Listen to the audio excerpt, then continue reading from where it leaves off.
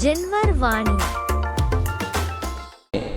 हम सब उस अपार जनमेदिनी के बीच में उस महान संत परंपरा का सम्यक रूप से निर्वहन करें और एक संगठित रूप में आचार्य भगवान का जिन शासन का सूर उनके परोक्ष में वैसा ही दिग दिगंत में जगजगायमान रहे, ऐसी पुनीत भावना से उपस्थित हुए हैं।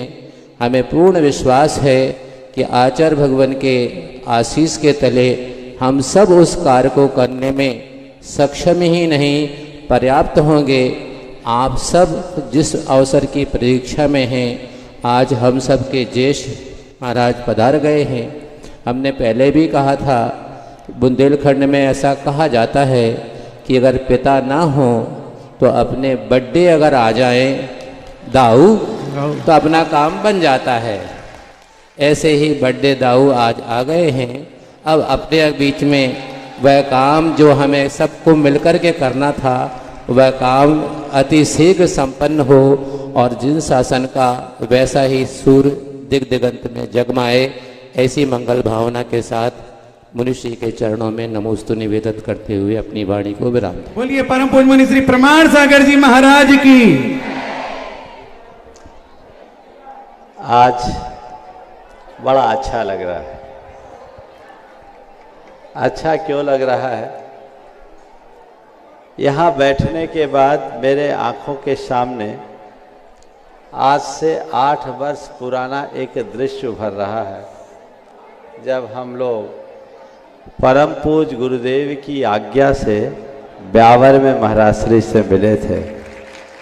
और जब ब्यावर में महाराज श्री से मिले थे, महाराज श्री ने हम लोगों के साथ बहुत आत्मीयता का भाव प्रदर्शित किया था। आज उसके उपरांत एक लंबे अंतराल में पूरे संत समुदाय के साथ इस कुंडलपुर श्री क्षेत्र में आज महाराज जी की आगवानी का सौभाग्य मिला है। ये बहुत प्रसन्नता का विषय। बात अंतर केवल एक देखता हूँ, उस समय हम लोग आज्ञा से मिले थे।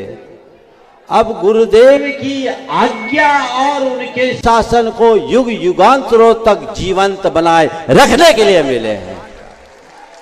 आज महाराज जी यहाँ आए हैं। जैसा आप सबको पता है, कल मुनि श्री योग सागर जी महाराज, नियम सागर जी महाराज, समता सागर जी महाराज अन्य मुनि गणों के साथ यहाँ उपस्थित होंगे। आरिका संघ भी यहाँ आने वाला है और अब तो धीरे धीरे और संघ आएंगे। मुझे लगता है कि बहुत जल्दी बड़े महाराज भी यहाँ आएंगे और हम लोगों की बड़ी बेसब्री से उनकी प्रतीक्षा है।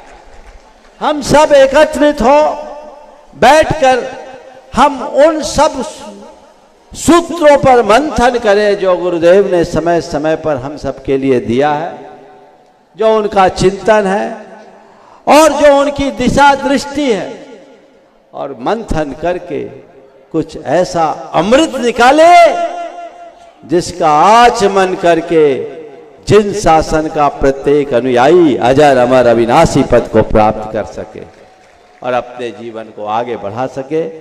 यही हम सबका प्रयास होगा। मैं महाराज श्री का पूरे संघ की ओर से हार्दिक हार्दिक अभिनंदन करता हूं इस पावन घड़ी में। जनवर वाणी।